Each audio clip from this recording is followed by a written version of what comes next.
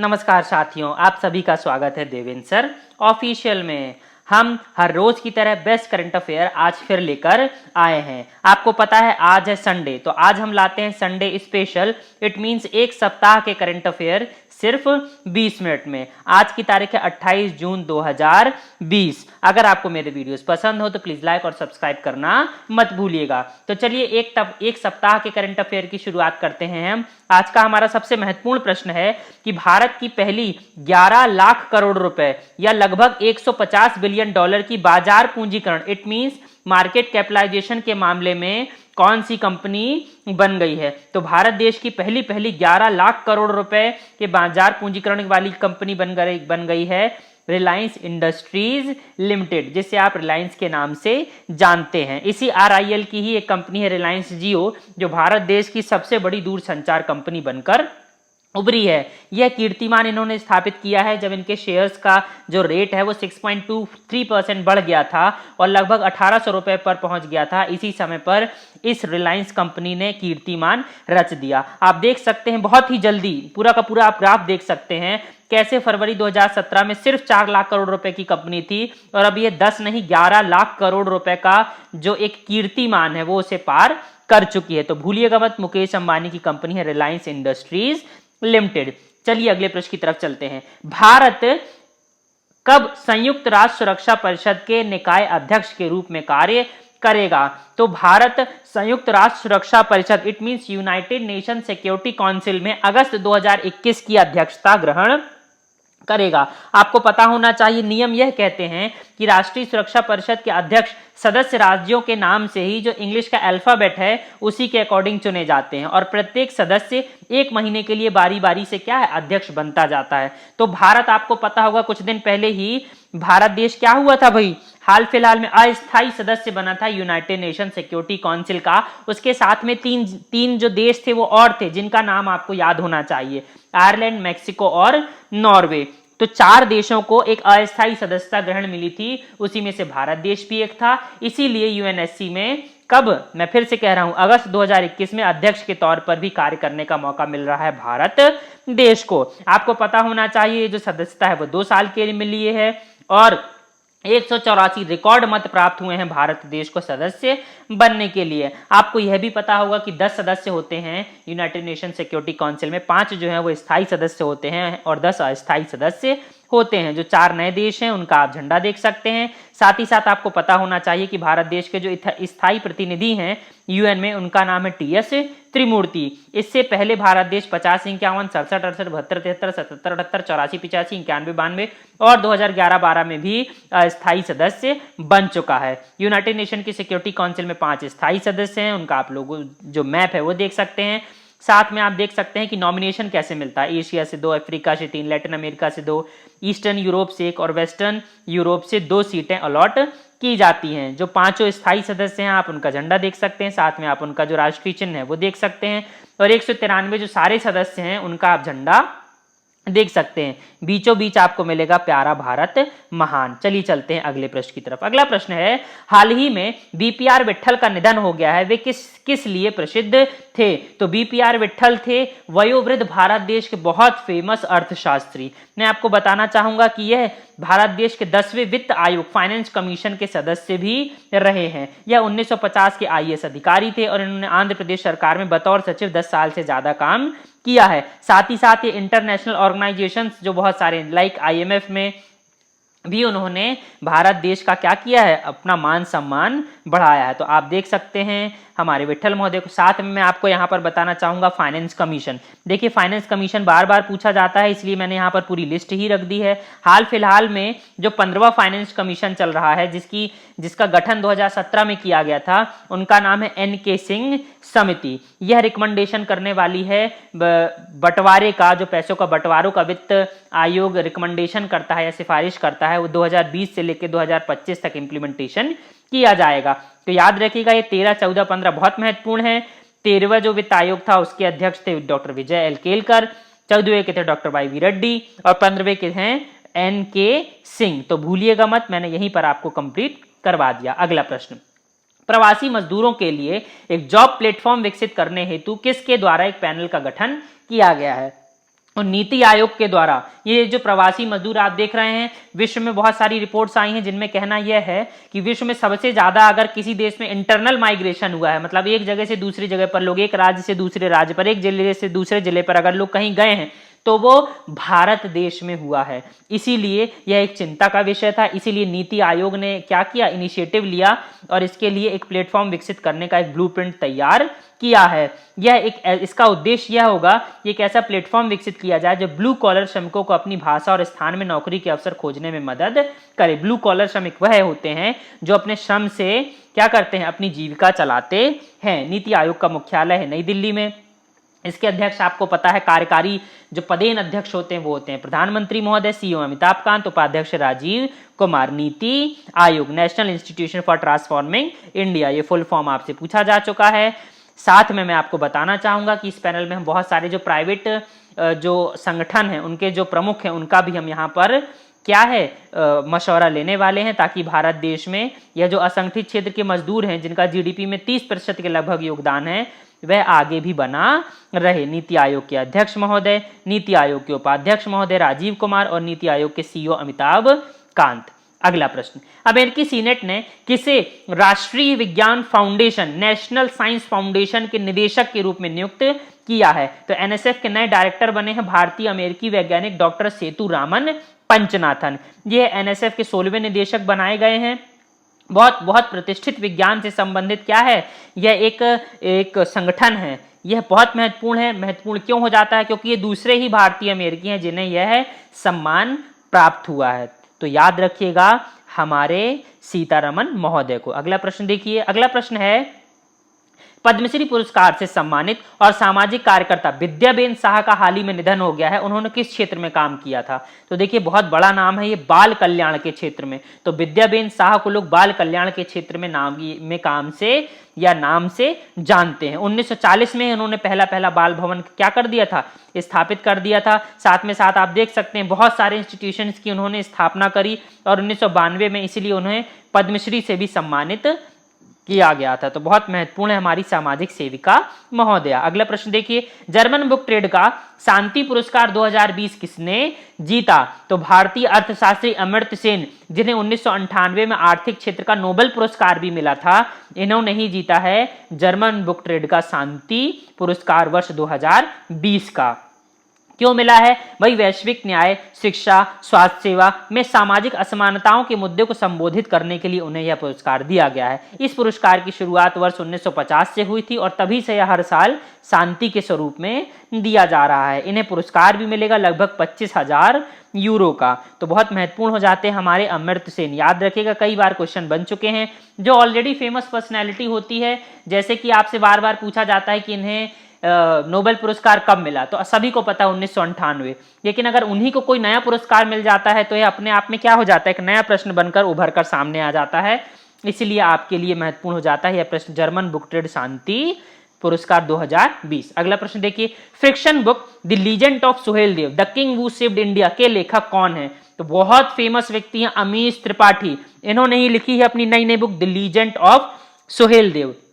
Western publication private limited के द्वारा यह प्रकाशित की गई है। इसमें विशेषतः जो राजा सुहेलदेव थे उन्होंने जो देश के प्रति अपना क्या दिया, बलिदान दिया, देश को एक रखने के लिए क्या क्या काम किए, इसके बारे में उन्होंने इस बुक में बताया है।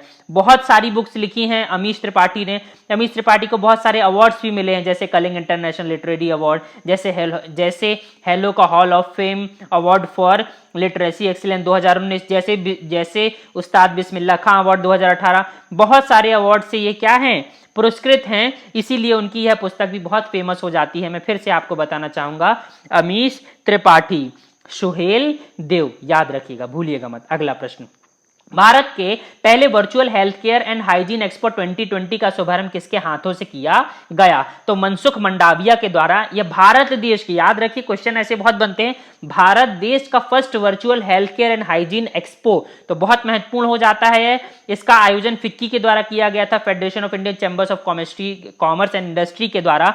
इसका उद्देश्य था स्वास्थ्य और स्वच्छता जैसे प्रयासों को बढ़ावा देना। तो भूलिएगा मत, virtual health care and hygiene expo 2020। 20। और देखिए मैं इसमें थोड़े फैक्ट आपको और बताना चाहूंगा कि महत्वपूर्ण क्यों है या इनिशिएटिव क्यों लिया गया है। आत्मनिर्भर भारत अभियान को और ज्यादा बढ़ाने के लिए सब किया जा रहा है और यह भारत की ऐसी पहली वर्चुअल प्रदर्शनी है जिसमें वर्चुअल रूप से इतना बड़ा कारोबार की बातचीत की जा रही है। तो भूलिएगा मत, किसके द्वारा आयोजन किया गया था? फिक्की के द्वारा। अगला प्रश्न, द डेडमैन के नाम से किसे जाना जाता है? तो ये जो शॉर्ट नेम या निकनेम वाले क्वेश्चन बहुत आते हैं जिसके नाम से व्यक्ति फेमस हो जाता है, इसीलिए मुझे ऐसा लगता है ये प्रश्न बनना चाहिए। द डेडमैन, द डेडमैन के नाम से आप जानते हैं WWE के रेसलर दी अंडरटेकर को। इन्होंने हाल फिलहाल में संन्यास लेने की घोषणा कर दी है, इसीलिए यह चर्चा में आए हैं। इनका जो मूल नाम है वो है मार्क कैलावे। आखिरी मुकाबला इन्होंने रेसलमेनिया 36 में एजे स्टाइल्स के साथ में खेला था। 1965 में इनका जन्म हुआ था। 1987 में इन्होंने अपना जो रेसलिंग कैरियर है उसकी शुरुआत करी थी। आप देख सकते हैं अंडरटेकर को, बहुत फेमस शख्सियत थे ये, है ना। चलिए अगले प्रश्न की तरफ चलते हैं।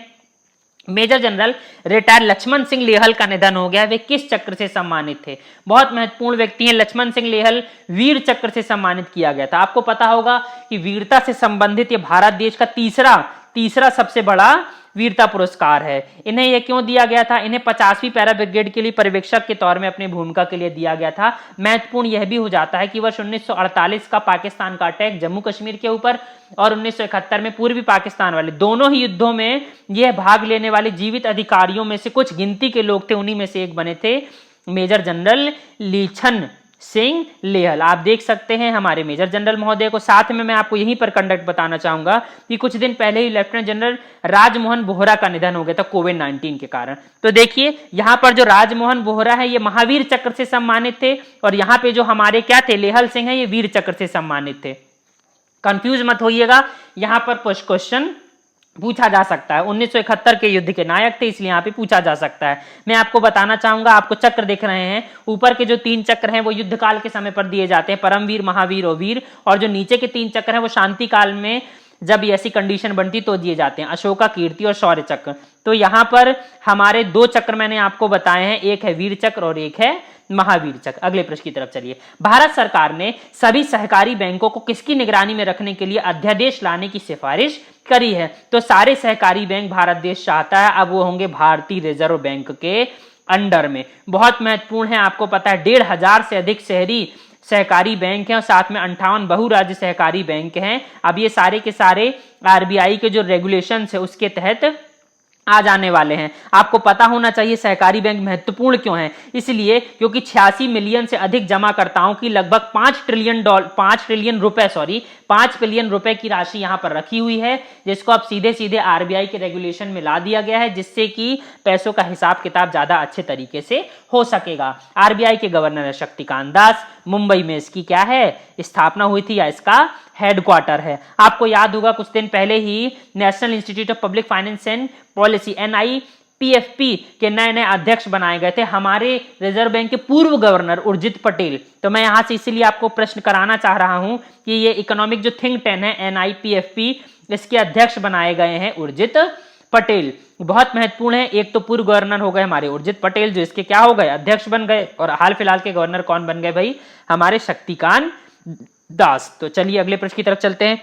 वाणिज्य और उद्योग मंत्रालय के तहत SPV स्पेशल पर्पस व्हीकल का जो गवर्नमेंट ई मार्केट प्लेस है, जिसे हम GEM के द्वारा या GM कहते हैं, के द्वारा विक्रेताओं के लिए क्या जानकारी देना अनिवार्य कर दिया गया है। तो अब GEM को एक कॉलम में यह बताना होगा कि ये जो उत्पाद आप बेच रहे हैं यह कहां बना है। बहुत महत्वपूर्ण है। देखिए चाइना जिस तरह से हमारे ऊपर क्या एग्रेसिव हो रहा है, हमारी जमीन को हथियाने की कोशिश कर रहा है गलवान वैली पर, इसीलिए ये हमारे प्रिकॉशन से संबंधित क्या है, कुछ छोटे छोटे से कदम है। बिल्कुल लोगों को पता होगा कि यह सामान चाइना में बना है या विदेश में बना है, तो लोग क्या करेंगे, उस सामान को खरीदने की कोशिश नहीं करेंगे। तो जितने भी नए उत्पाद को अगर पंजीकृत किया जाएगा तो वहां पर उत्पत्ति के देश के बारे में बताना होगा। साथ ही साथ मेक इन इंडिया और आत्मनिर्भर भारत की जो आत्मा है उसको भी क्या है, बढ़ावा मिलेगा। अगला प्रश्न देखिए, उत्तराखंड क्रिकेट टीम का नया कोच किसे बनाया गया? तो वसीम जाफर। वसीम जाफर से एक क्वेश्चन बन सकता है सबसे महत्वपूर्ण कि रणजी ट्रॉफी में सबसे अधिक रन बनाने वाले खिलाड़ी कौन हैं? तो रणजी ट्रॉफी में सबसे अधिक रन बनाने वाले खिलाड़ी हैं वसीम जाफर। इन्हें ही उत्तराखंड की टीम का नया मुख्य कोच बनाया गया। अभी जस्ट मार्च में ये क्या हुए थे, रिटायर हुए थे। यहीं से मैं आपको बताना चाहूंगा कि उत्तराखंड में राज्य के सबसे बड़े जैव विविधता पार्क की भी स्थापना हुई थी, जो हल्द्वानी में किया गया था, 18 एकड़ में फैला हुआ था। यहीं से मैं आपको एक और प्रश्न बताना चाहूंगा जहां से प्रश्न बनना चाहिए। आपको पता है उत्तराखंड की राजधानी है देहरादून। उत्तराखंड किससे टूटकर बना था वर्ष 2000 में? उत्तर प्रदेश से टूटकर बना था, क्योंकि पहाड़ी इलाका था। अब इसकी एक नई ग्रीष्मकालीन राजधानी बना दी गई है जिसका नाम है गैरसैंण। मैं फिर से कह रहा हूं, उत्तराखंड की ग्रीष्मकालीन राजधानी गैरसैंण चामोली जिले की एक तहसील है और देहरादून से लगभग 270 किलोमीटर की दूरी पड़ती है। तो भूलिएगा मत, बहुत महत्वपूर्ण हो जाता है राज्य हमारा उत्तराखंड। अगले प्रश्न की तरफ चलिए। केंद्रीय मंत्रिमंडल ने उत्तर प्रदेश के किस हवाई अड्डे को अंतरराष्ट्रीय हवाई अड्डा घोषित करने की मंजूरी दे दी है? तो उत्तर प्रदेश का कुशीनगर हवाई अड्डा अब अंतरराष्ट्रीय हवाई अड्डे के नाम से जाना जाएगा। इससे होगा क्या, पर्यटन और जो वहां का आर्थिक विकास है उसको बढ़ावा मिलेगा। ये आपको पता होना चाहिए। इंटरनेशनल ये जो कुशीनगर का हवाई अड्डा है, कुशीनगर फेमस क्यों है? आपको पता है कुशीनगर में जो गौतम बुद्ध है उनकी मृत्यु हुई थी। जन्म कहां पर हुआ था? लुम्बिनी में हुआ था। कब हुआ था? 563 बीसी में। और मृत्यु हुई थी 483 बीसी में गौतम बुद्ध की। कहां पर? कुशीनगर में। इसीलिए बौद्धों के लिए बहुत पवित्र स्थल हो जाता है। आप देख सकते हैं इसका रणनीतिक महत्व भी है, क्योंकि यहीं से सीमा लग रही है नेपाल की, जो हाल फिलहाल में चाइना की तरफ कुछ ज्यादा ही बोल रहा है। अगले प्रश्न की तरफ चलिए। केंद्रीय पंचायती राज मंत्रालय के द्वारा ई पंचायत पुरस्कार 2020 का प्रथम पुरस्कार किसने जीता? तो ई पंचायत पुरस्कार 2020 नाम हुआ है हिमाचल प्रदेश के नाम पर। इन्होंने एक बहुत अच्छा जो कीर्तिमान है वो स्थापित कर दिया। पहाड़ी राज्य होने के बावजूद इन्होंने लगभग 3,500 जितनी भी इनकी ग्राम पंचायतें हैं सभी तक इंटरनेट की सुविधा पहुंचा दी है। तो इंटरनेट की सुविधा पहुंचने से आपको पता है बहुत सारी सेवाएं बहुत जल्दी और बहुत क्विकली और बहुत इफेक्टिव रूप में क्या है, आम जनता तक पहुंच जाती है। इसीलिए हिमाचल प्रदेश को दिया गया है ई पंचायत पुरस्कार 2020। भूलिएगा मत। और मैं आपको यहीं पर बताना चाहूंगा कि हिमाचल प्रदेश में पड़ता है धर्मशाला, और यहीं पर तिब्बत के धार्मिक जो गुरु हैं दलाई लामा वो यहाँ पर रहते हैं। तो यह भी एक मुद्दा बनता है चाइना से अगेंस्ट में बोलने के संबंधित। हिमाचल प्रदेश के मुख्यमंत्री जयराम ठाकुर, गवर्नर है बंडारू दत्तात्रेय और पंचायती राज मंत्री हैं ग्वालियर से सांसद नरेंद्र सिंह तोमर। पंचायती राज से संबंधित सबसे ज्यादा प्रश्न आता है कमिटीज से संबंधित। तो मैं आपको बताना चाहूंगा कमिटीज, साथ में उनकी एक एक लाइन। तो सबसे पहले बलवंत राय मेहता कमेटी बनी थी। इन्होंने 3 चरणीय पंचायती राज की रिकमेंडेशन करी थी। उसके बाद अशोक मेहता, फिर दंतेवाड़ा, फिर हनुमंतवा, फिर उसके बाद जीवी के राव, उसके बाद LM सिंघवी समिति, जिसकी रिकमेंडेशन के आधार पर 73वां संविधान संशोधन पारित किया गया और 24 अप्रैल को लागू कर दिया गया पूरे भारत देश में पंचायती राज। इसीलिए 24 अप्रैल को हम मनाते हैं राष्ट्रीय पंचायती राज दिवस। अगले प्रश्न की तरफ चलिए। केंद्रीय मंत्रिमंडल के द्वारा पशुपालन बुनियादी ढांचा विकास fund, it means animal husbandry infrastructure development fund की स्थापना के लिए कितने करोड़ रुपए को मंजूरी दी गई है? तो 15,000 करोड़ रुपए दिए गए हैं इस फंड की, एनिमल हस्बेंड्री से संबंधित फंड की बनाने के लिए। बहुत महत्वपूर्ण हो जाता है। महत्वपूर्ण क्यों है? क्योंकि दुनिया में सबसे ज्यादा अगर जानवर कहीं पर पाए जाते हैं तो भारत देश में पाए जाते हैं। सबसे ज्यादा दूध का अगर प्रोडक्शन होता है तो भारत देश में होता है। सबसे ज्यादा दूध से बने उत्पाद अगर कहीं पर खपत होते हैं तो भारत देश में होते हैं। इसीलिए महत्वपूर्ण हो जाता है animal husbandry infrastructure development fund.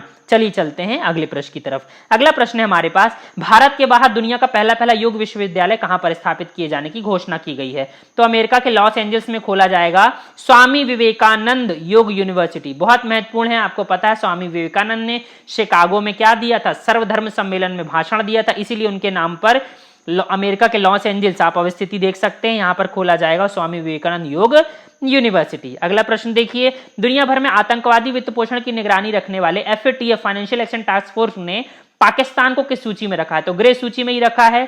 क्यों रखा है? क्योंकि एक तो क्या है, कोरोना चल रहा है। दूसरी बात, इस बैठक की जो अध्यक्षता की थी वो थी चीन के द्वारा, इसीलिए इसे अभी ग्रे लिस्ट में ही रखा गया है। अगले प्रश्न की तरफ चलिए। इंग्लिश प्रीमियर लीग या उन 2019 और 20 का खिताब किसने जीता? तो लिवरपूल ने जीता है। ये पिछले 30 वर्षों में पहला प्रमुख इंग्लिश खिताब है लिवरपूल के द्वारा। आप देख सकते हैं इंग्लिश प्रीमियर लीग का लोगो, साथ में आप देख सकते हैं लिवरपूल की टीम का लोगो। अगला प्रश्न, TIFF Toronto international film festival ने 50 एम्बेसडर्स में से कितने भारतीयों का एम्बेसडर नियुक्त किया है? तो 2 भारतीय हैं, प्रियंका चोपड़ा और अनुराग कश्यप, जिन्हें एम्बेसडर नियुक्त किया गया है। अगला प्रश्न, मध्य प्रदेश में मध्य प्रदेश विद्युत वितरण कंपनी ने महिला सशक्तिकरण के लिए कौन सी योजना का शुभारंभ किया है? तो निष्ठा विद्युत मित्र योजना का शुभारंभ किया है। आप देख सकते हैं महिलाओं की सहायता ली जाएगी बिजली से संबंधित कामों के लिए। आपको पता होगा मध्य प्रदेश की सरकार ने जो दिव्यांग आंगनबाड़ी कार्यकर्ता थे उनको कोरोना योद्धा की संज्ञा दी थी। इसके अलावा यहाँ की जो नई चीफ इलेक्शन ऑफिसर बनी थी वीरा राणा, चरण पादुका मिशन चलाया गया था जो प्रवासी आ रहे थे उनके लिए, और चरण पादुका नरसंहार को भारत को मध्य प्रदेश का जलियांवाला बाग हत्याकांड भी कहा जाता है। अगला प्रश्न देखिए, liquid cooling and heating garment के लिए पेटेंट किसको मिला? तो इसरो को पेटेंट मिला है, बहुत महत्वपूर्ण हो जाता है ये। आपको पता होगा इसरो को महात्मा गांधी पीस प्राइज मिला था 2014 में। आप देख सकते हैं सबसे लेटेस्ट 2018 के जो सासाकावा थे उनको पुरस्कार मिलते हुए। अगला प्रश्न देखिए, गोल्डन लंगूर की बंदर की एक लुप्तप्राय प्रजाति कहां पर पाई जाती है? तो असम और भूटान के हिस्सों में पाई जाती है। करंट लगने की वजह से गर्भपात हो रहा है, इसीलिए चर्चा में है। कौन? गोल्डन लंगूर। अगला प्रश्न देखिए, ओलंपिक डे कब मनाया जाता है? तो 23 जून को मनाया जाता है ओलंपिक डे। इसके अलावा आपको पता है जो अध्यक्ष है ओलंपिक कमेटी के इंटरनेशनल वो है थॉमस बॉक। आपको पता है नई डेट रिलीज हो चुकी है ओलंपिक की। आपको पता है कि जो शुभंकर है मेराइटोवा और सोमैती। वर्ल्ड गेम्स भी एक्सटेंड कर दिए गए एक साल 2022 के लिए। 23 जून को ही हमने मनाया था United nation public service day. 23 तारीख को हमने मनाया था इंटरनेशनल विडो डे।